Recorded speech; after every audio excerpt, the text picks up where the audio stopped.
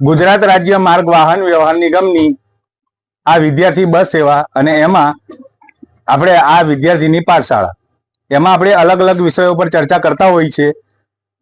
સામાજિક મુદ્દાઓ, સામાજિક સમસ્યાઓ, વૈશ્વિક સમસ્યાઓ પર આપણે વાત કરીએ છીએ. બરાબર, બોલો ને. ગઈ વખત કયો વિષય લીધેલો આપણે?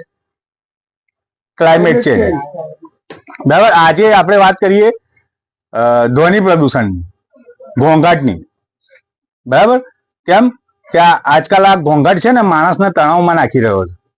બરાબર, આ ઘોંઘાટથી આ છેલ્લા 10, 20, 30, 40 વર્ષથી જે મેન મેડ ટેકનોલોજીથી જે આપણે ઘોંઘાટ ક્રિએટ કર્યો છે એની માટે તો આપણે બનેલા જ નથી.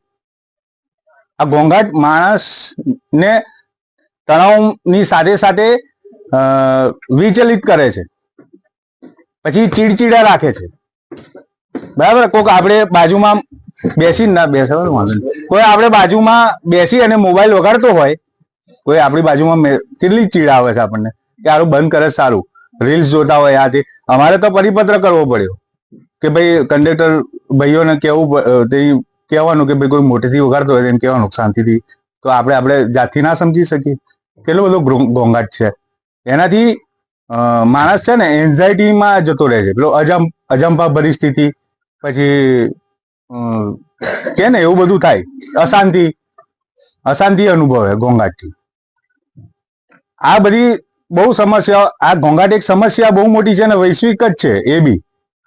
બરાબર, એ ચાહે આપણા ટ્રાફિકનો અવાજ હોય, આ બસનો બી એક અવાજ છે સમજો. ટ્રાફિકમાં પછી ટીટી કેટલી આપણે જઈએ છીએ બસ લઈને, પાછળ બાઇક વાળો કોઈક આવતો 1.5 કિલોમીટર દૂરથી ટીટી ચાલુ કરી દે અને ઓવરટેક કરીને બી આગળ જાય ત્યાં સુધી એનો પેલો અંગૂઠો છૂટતો નહીં હોર્ન ઉપરથી. એ ઘોંઘાટ જ છે. પછી પંખાનો પણ એક અવાજ છે, આપણે પંખો ચાલુ કરીએ ને એ બી એક ઘોંઘાટ સર્જે. એસીનો પણ અવાજ છે, ફેક્ટરીઓનો અવાજ.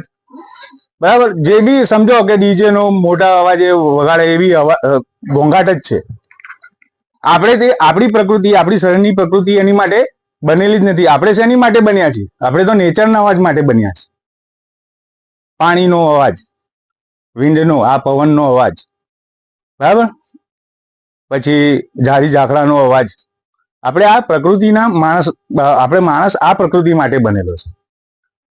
આપણી ફિઝિયોલોજી છે આ.